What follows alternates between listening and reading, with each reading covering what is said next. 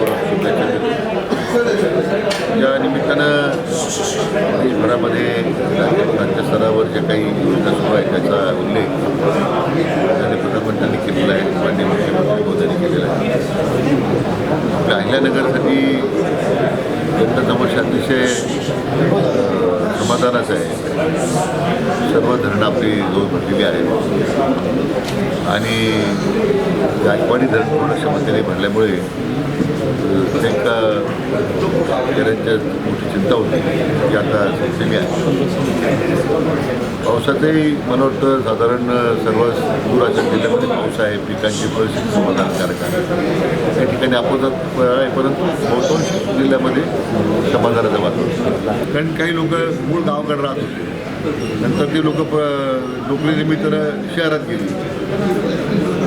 काही महानगरपालिकेमध्ये सुद्धा किंवा लोकसभा विधानसभा नाही, महानगरपालिकेच्या किंवा जिल्हा परिषदेच्या वेळी सुद्धा हे प्रश्न आलेले आहेत. तर लोक आक्षेप घेत राहतात की त्यांचं नगरपालिकेतील मतदान केलेलं आहे, ग्रामपंचायतीला मतदान करतो आहे किंवा जिल्हा परिषदेला मतदान करतो आहे. पण त्याच्यावेळी ज्यावेळी तक्रारी येतात तर त्या निवडणूक निर्णय अधिकारी त्यांच्या जिल्ह्याचा असतो किंवा त्या मतदारसंघाचा असतो दुरुस्त करत असतात. मला वाटतं की विरोधी पक्ष नेते आहेत, विरोधी पक्षाकडे आता मी म्हटलं कुठला कार्यक्रमच नाही आहे. दुर्दैवानं ते त्यांची ओळख विसरून गेलेले आहेत. नाहीतर ओळखपत्र आता ऑपरेशन सिंदूरबद्दल तुम्ही आक्षेप घेत होता.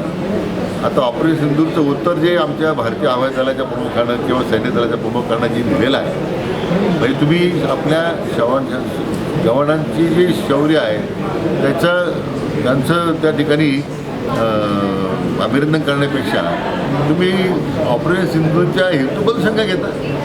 म्हणजे मला वाटतं विरोधी पक्षांची कुठेतरी बुद्धी भ्रष्ट झालेली आहे. आता तो ऑपरेशन सिंधूचा मुद्दा चालत नाही, मतदारीचा मुद्दा घेतलेला आहे. आणि मतदारीचा मुद्दा काही नवीन नाही का. प्रत्येक निवडणुकीत आपण याद्या प्रसिद्ध करतो, मग त्या ठिकाणी हरकती घेतो. मग काय रिॲक्शन घेतली तुम्ही निवडणुकीच्यावेळी? तुम्ही ज्यावेळी मतदान त्यावेळी निवडणूक याद्या प्रसिद्ध झाल्या, प्रारूप याद्या प्रसिद्ध झाल्यानंतर तुम्ही त्याच्यामध्ये हरकत घेतली का?